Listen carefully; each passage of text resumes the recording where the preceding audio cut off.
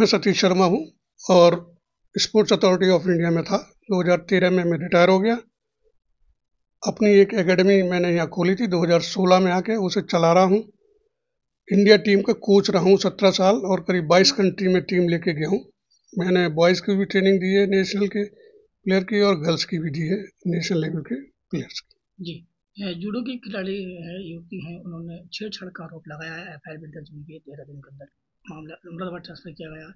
इससे क्या है पूरा मामला? देखिए, आप पहले व्यक्ति हैं या पहले पत्रकार हैं जिन्होंने छेड़छाड़ का बात करी है, वरना मैं देख रहा हूँ प्रिंट मीडिया पर और इलेक्ट्रॉनिक मीडिया पर, जबकि कंप्लेनर ने जो एफआईआर कराई है उसमें बलात्कार रेप का कहीं जिक्र नहीं है, लेकिन ये सारे लोग छाप रहे हैं, कोई रेप छाप रहा है, कोई बलात्कार छाप रहा है और अपने हिसाब से न्यूज़ दे रहे हैं।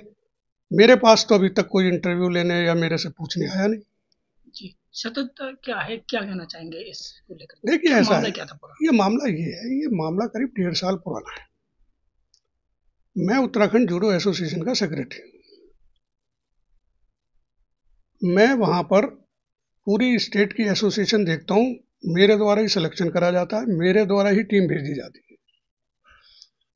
अब कुछ लोग मेरे पीछे पड़े हुए हैं वहाँ के, जो ये चाहते हैं कि मैं किसी भी तरह से उत्तराखंड जूडो एसोसिएशन का सेक्रेटरी का पद छोड़ दूं और यहाँ से चला जाऊं।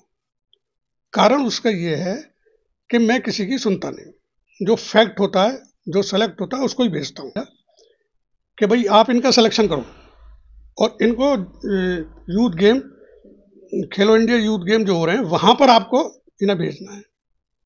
मैंने भाई ऐसे नहीं हो सकता, जो डिजर्व करता है वही जाएगा। बोले फिर आपके साथ वही होगा जो पहले हुआ था। मैंने, तुम्हें जो करना है वो कर लो। तो ये प्लानिंग चलती रही और ये है। मैं जब देहरादून गया तो इसने बोला, जी सर मैं आपके यहाँ प्रैक्टिस कर लूँ, करना चाहती हूँ। मैंने कहा भाई तू तो पहले भी कर गई है, कोई ऐसी बात नहीं है, तू आ जा। क्योंकि जो लड़की पहले रह गई 2-3 महीने और प्रैक्टिस करके गई तो उसे मना करने में कोई प्रॉब्लम भी नहीं थी। मैंने कहा भाई आ जा। मुझे पता नहीं था कि ये क्या प्लानिंग है, क्या है, क्योंकि इसने अपना नाम भी भेजा था, हमने सेलेक्ट नहीं किया। इसकी 2 फ्रेंड भी थी, उनका भी नहीं करा। और वैसे भी जरा थोड़ा मैं इस तरह का हूँ, मैं किसी की मानता नहीं, मैं जो जैसे ठीक है वही करता हूँ। हाँ, प्लानिंग साजिश चल रही है, इससे पहले भी चली थी। मैं डायरेक्टर ऑफ कंपटीशन था नेशनल गेम का, तब भी साजिश चली थी, मुझे रिजाइन करना पड़ा था। फिर फेडरेशन का जो एडमिनिस्ट्रेटर है, टॉप ऑफिसर है, उसने बोला भाई आप बिल्कुल काम करिए, जैसे कर रहे थे वैसे ही करिए। फिर उन्होंने मुझे रिवोक कर दिया। अब क्या आप इंसाफ की गुहार लगाते हैं? क्या कहना चाहेंगे, क्या मांग करते हैं ना ना, देखिए, प्रशासन से? मेरा कहने का एक मतलब है, आप जांच करें, अच्छे से जांच करें और फैक्ट पर पहुंचे। जैसे मैंने अभी बोला कि 2 समानांतर चल रही हैं। एक सेक्सुअल हरेसमेंट कमेटी बनी हुई है नेशनल लेवल पर, जो उसकी कंप्लेंट वहां कंप्लेंट करी है, उसमें शाम को 7:30 बजे दिखाया कि मैंने इसको 7:30 बजे गाड़ी में बिठाया और फिर मैं ले गया। और जो पुलिस को कंप्लेंट करी है वो सुबह के टाइम की दिखाई है। अब पहले तो प्रशासन ये डिसाइड करे कि भाई इसकी घटना शाम 7:30 बजे हुई या सुबह हुई, ये कैसे डिसाइड होगा? क्योंकि वो भी नेशनल, वो तो नेशनल है। मैं आपको दिखाऊं, मैं कुछ बना रहा था, दिखाना जरा, 1 मिनट।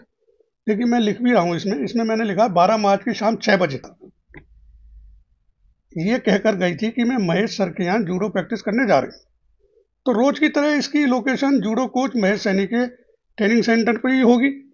मैं उस समय इसके साथ नहीं था, वो इसकी कॉल डिटेल और लोकेशन से पता चल जाएगा। देखिए, फार्म हाउस तो हमारा कोई है ही नहीं।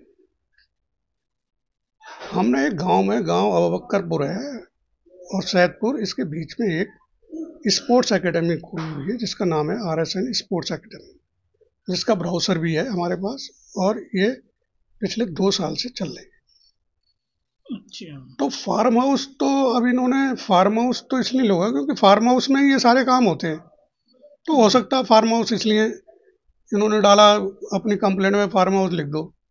अब इनको ये तो पता नहीं है कि जब फार्म हाउस है ही नहीं तो फिर ऐसा थोड़ी ना हो सकता है कि हमारी सेक्चुअल कमेटी अगर यहाँ जांच करने आएगी तो वो जगह नहीं देखेगी या पुलिस जगह नहीं देखेगी भाई फार्म हाउस कहाँ है।